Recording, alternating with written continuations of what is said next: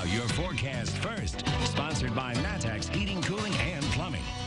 All right, welcome in on this very chilly Monday where we talk about, well, cold rain. You've got some areas where maybe even a snowflake or two is showing up across the area.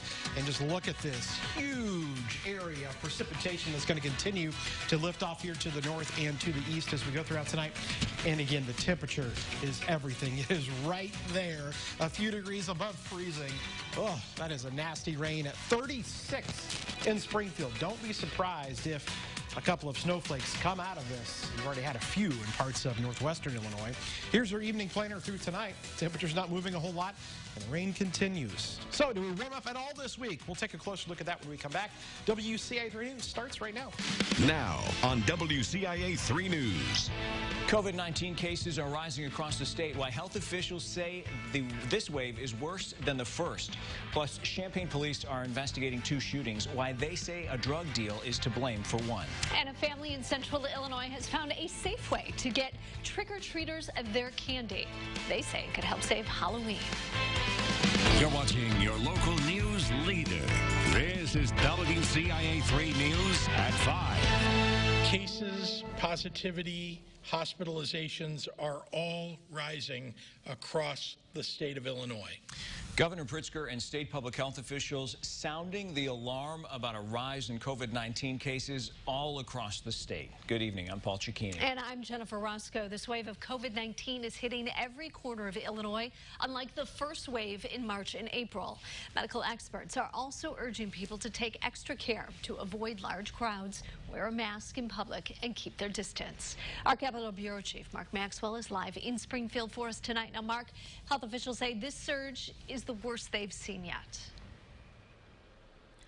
Jennifer, and it's different than the one we saw in the spring and early summer because it's showing up all over the state. You might remember we reported a story back then that said data showed the first wave largely hit Chicago and big population centers. This time, not the case. And it's not just because of more testing. We're actually seeing a higher percentage of tests come back positive, even though we've had a lot of testing capacity for months now. We're also seeing more people report to the hospital, more deaths, more positivity rate, all statewide. That's what makes this so different. There are signs for optimism. Doctors know how to treat sick patients better this many months into the crisis, and businesses have spread out and done a lot of work to send people home if they're sick or to isolate and test when someone is sick to catch them quicker. But still, the IDPH director, Dr. Ezike, warned today we could hit a grim number in Illinois, 11,000 deaths just this year alone. Governor Pritzker also announced that rising rates of infection and hospitalization have already triggered business restrictions in 2 more regions of the state, Metro East around St. Louis and the Cook County suburbs surrounding Chicago. Those regions would reduce sizes of public gatherings to 25 people and temporarily close indoor dining and indoor bar service. If we all do our part by wearing a mask everywhere you go in public, keeping your distance, avoiding public gatherings, and washing your hands frequently, over the next 2 weeks, we can reduce new hospital admissions and reduce the positivity rate. We are seeing some signs of resistance from businesses weary of all these closures and capacity limits, but the Pritzker administration at the same time still fighting many of those challenges to their executive authority in court. Also, an interesting note from another Midwest state in Michigan, where several of the big business groups there banded together and urged their fellow business owners not to fight these restrictions, but to band together and try to overcome the virus with some unity. All of this, though, is playing by the guidelines, the rules, the triggers that the Pritzker administration put into motion. It says if you go 3 days or more above that 8% positivity rate in one region, that's when the business has to start rolling back. It tries to recruit and enlist the help of everyone to do our part as individuals, so collectively we can slow that spread and prevent a surge in regional hospitals. That's what local officials are most worried about. Reporting in Springfield, Mark Maxwell, WCIA 3, your local news leader. Mark, thank you. The state's positivity rate has jumped over the past week. It is now up to 6.3%. There are more than 4,700 new cases. That makes nearly 379,000 overall. There are 17 more deaths. None was in central Illinois. That brings the total to more than 9,500. The mayor of Taylorville has tested positive. Bruce Berry says his only symptom has been fatigue. We talked to him. He said he's doing well. The municipal building was cleaned and sanitized over the weekend. He will be in isolation until Sunday. Macon County is dealing with a surge in cases. 267 people have tested positive since Friday, 123 on Saturday alone. That is a single-day high for the county since the pandemic began. Now, the majority of these cases are people in their 20s. Health officials are urging people to get tested. You can go to the Decatur Civic Center parking lot through November 1st from 8 to 4. It is free. You do not need an appointment, nor do you need insurance. Now, the VA facility in Danville is reporting more than 200 COVID-19 cases among veterans and staff. A total of 169 vets and 51 staff have tested positive. Of those, 42 cases are active, which includes 33 vets and 9 employees. 3 people have died. The VA says the rate of hospitalizations has decreased, though, from 38 to 15% since March. It is continuing to screen vets and staff and isolate anyone at risk of infection. In other news now, Champaign police are investigating a shooting that left 2 people hurt. It happened just before noon near Louisiana in Bloomington. Police say an 18-year-old girl and 20-year-old man were approached by a car. Someone inside shot at them. They were both taken to the hospital. Police are asking anyone in the area with exterior security video to contact them. We have the information on our website. Just go to WCIA.com. And also in Champaign, a 17-year-old boy was taken to the hospital after he was shot, this time in the arm. It happened early this morning near the corner of West William and Holiday Drive.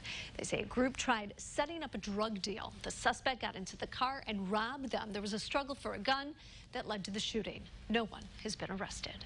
The driver arrested for hitting a bicyclist in Mahomet was in court again today. Robert O'Malley is charged with leaving the scene of a crash that resulted in death. Investigators say O'Malley hit Dr. Bill Shue while he was riding his bike. Shue later died from his injuries. O'Malley was in court Friday, but passed out before the arraignment was over. Today's hearing was quick just to figure out O'Malley's bond. His attorney wanted it reduced. However, it was kept at $500,000.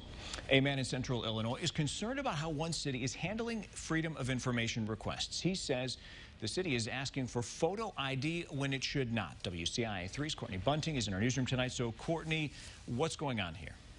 Well, Paul, he says it's happening in the city of Urbana. John Kraft says he was listening to one of their meetings when he got curious. Kraft heard them talking about Freedom of Information Act requests and their concerns with people who request information too often. They call them recurrent requesters. And to handle that, they discussed asking for government-issued photo IDs. But Kraft feels they shouldn't be doing that. In my opinion, they're spending way too much time trying to figure out who is requesting the information. They could spend their time and money better by just providing the information. Kraft also feels they shouldn't be asking for postage, which they are. He submitted his own Freedom of Information Act request, asking for all instances where the city asked for the identity of FOIA requesters. He got an email back from Urbana city attorney saying they needed his government ID or they would not give him that information. I reached out to the city attorney myself to figure out why they're doing this, but I haven't heard back yet. Live in the newsroom, Courtney Bunting, WCIA 3, your local news leader. Yeah, I'm going to be interested also to hear your answer, the answer you get, Courtney, because, of course, I know that you've also reached out to the AG's office to try to get some more information about that as well. I'm looking forward to that. Please let us know how that turns out. We have another update on the recount over the Macon County Sheriff's race. The trial date was originally pushed back to this week. Now it won't happen this month. Tony Brown was declared the winner over Jim Root in 2018 by 1 vote. Root contested those results. The circuit court says they narrowed down some of the contested ballots, but not all of them. They're now looking at court dates in December.